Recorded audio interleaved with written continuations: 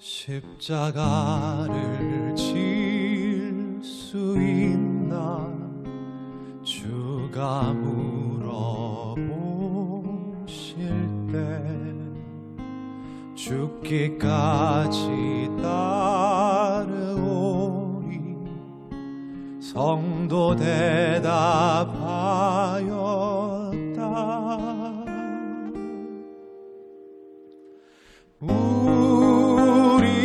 우리의 심령 주의 것이니 주님의 형상 만드소서.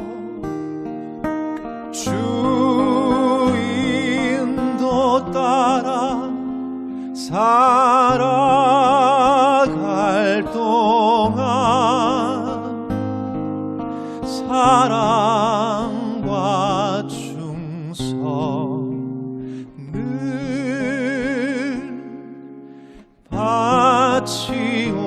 바치오리다.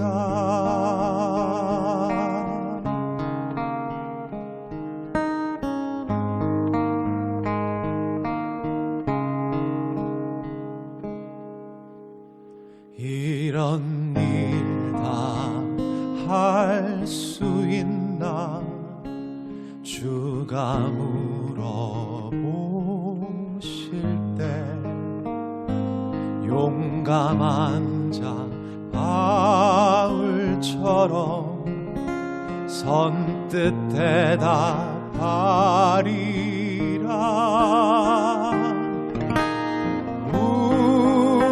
우리의 심령 주의 것이니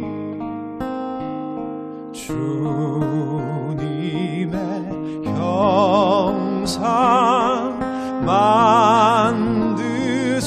만드소서. 주 인도 따라 살아갈 동안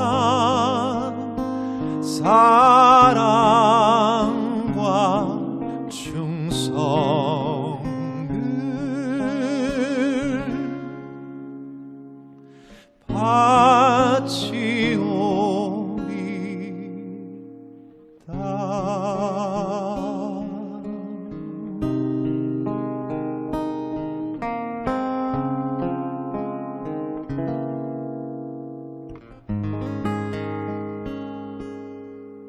오늘 우리에게 주시는 하나님의 말씀은 사도행전 9장 10절에서 19절의 말씀입니다.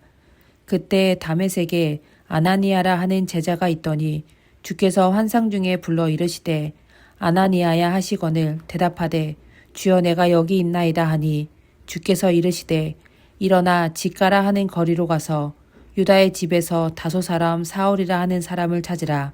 그가 기도하는 중이니라. 그가 아나니아라는 사람이 들어와서 자기에게 안수하여 다시 보게 하는 것을 보았느니라 하시거늘 아나니아가 대답하되 주여 이 사람에 대하여 내가 여러 사람에게 듣사온즉 그가 예루살렘에서 주의 성도에게 적지 않은 해를 끼쳤다 하더니 여기서도 주의 이름을 부르는 모든 사람을 결박할 권한을 대제사장에게서 받았나이다 하거늘 주께서 이르시되 가라. 이 사람은 내 이름을 이방인과 임금들과 이스라엘 자손들에게 전하기 위하여 택한 나의 그릇이니라.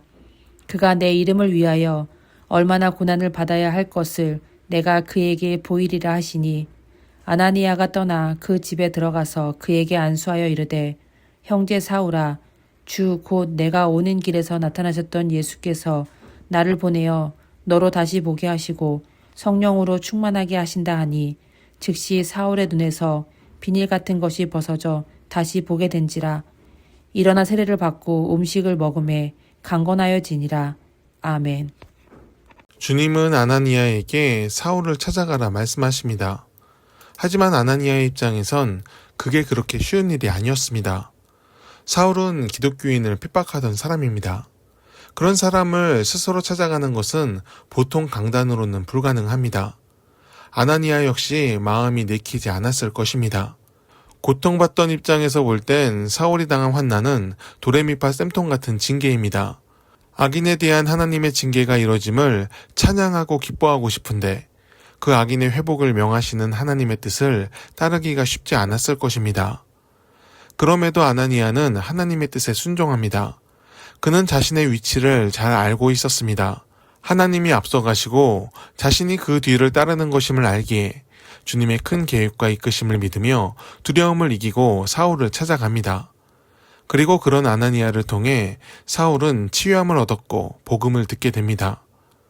예수님이 직접 회개의 길을 여셨지만 그 도구가 되어 사울의 손을 붙잡아 준 이는 아나니아였습니다. 사람들은 바울이 된 사울을 크게 기억하지만 아나니아에 대해 잘 알지는 못합니다. 성경도 그의 출신이나 이후 행적에 대해 알려주지 않습니다. 하지만 그도 분명히 하나님께서 귀하게 쓰신 하나님의 사람입니다.